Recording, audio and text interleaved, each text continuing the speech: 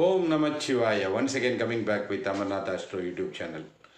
இன்றைக்கி நம்ம பார்க்க போகிற பதிவு பார்த்திங்கன்னா, ஏற்கனவே நம்ம கிரகங்கள், அதாவது 2 கிரகம் சேர்ந்திருந்தால் என்ன மாதிரி பலன்கள் கிடைக்கும் அப்படின்றத பார்த்துட்டு இருக்கோம்.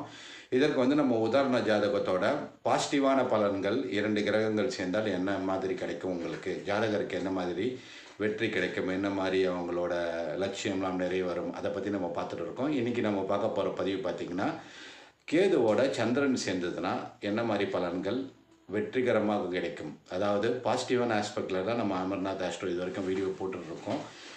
சில கிரக இணைவுகள் எல்லாரும் சொல்லுவாங்க அது நெகட்டிவான ரிசல்ட் தான் கொடுக்கும் அப்படின்னு. ஆனால் பார்த்திங்கன்னா எல்லா நெகட்டிவ்லேயும் ஒரு பாசிட்டிவான சக்ஸஸும் கிடைக்கும். சில கிரக இணைவு பார்த்திங்கன்னா பொருளாதாரத்தில் பிரச்சனை கொடுத்தாலும் குடும்ப உறவுகளில் சிறப்பானதை கொடுக்கும். சில கிரக இணைவு பொருளாதாரத்தில் வெற்றி கொடுக்கும், குடும்ப உறவுகளில் கொஞ்சம் பிரச்சனையை கொடுக்கும்.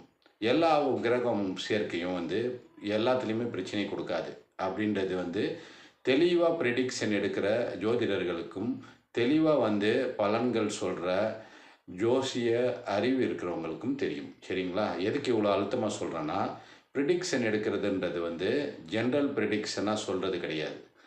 ப்ரெடிக்ஷன்றது உங்களோட பிறந்த தேதி, பிறந்த நேரம், பிறந்த இடம், இதை வச்சு உங்களுடைய லக்னம், லக்னாதிபதி எந்த மாதிரி சுபகிரக தொடர்பில் இருக்கா, பாவகிரக தொடர்பில் இருக்கா, அதை வச்சு தசா புத்தி, அதாவது தசாவோட பிளானட் எங்கே இருக்குது, புத்தியோட பிளானட் எங்கே இருக்குது, அதோட தொடர்புள்ள பிளானட் என்ன மாதிரி பலன்கள் இருக்கணும், இதை வச்சு உங்களுக்குன்னு தனிப்பட்ட பலன்கள் கிடைக்கும்.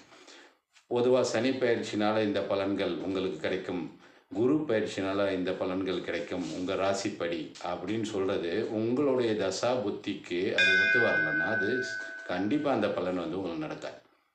அது கெட்ட பலன்கள் தான் பெரும்பாலும் ராகு கேது பயிற்சிக்கு சொல்கிறாங்க, சனி பயிற்சிக்கும் சொல்கிறாங்க. நல்ல பலன்களாக இருந்தாலும் கெட்ட பலன்களாக இருந்தாலும் உங்களுடைய தசா புத்தி சப்போர்ட் பண்ணிச்சுன்னா தான் நடக்கும். அது ஜென்ரல் ப்ரெடிக்ஷனு ஒரு 10-20% தான் நடக்கும். அதுக்கு உதாரணமாக இன்றைக்கி நம்ம பதிவு பார்க்குறோம். ஒரு உதாரண ஜாதகத்தோட கேதுவோட சந்திரன் இணைந்தால் பொது பலன்கள் எப்படி இருக்கும், அந்த ஜாதகருக்கு உண்மையிலே என்ன பலன் நடக்குது தசாபுத்திலன்னு பார்க்க போகிறோம். பதிவுக்கு போகிறதுக்கு முன்னாடி நீங்கள் ஏற்கனவே வீடியோலாம் பார்த்துட்டு இருந்தீங்கன்னா, சப்ஸ்கிரைப் பண்ணாமல் இருந்தீங்கன்னா சப்ஸ்கிரைப் பண்ணி பாருங்கள்.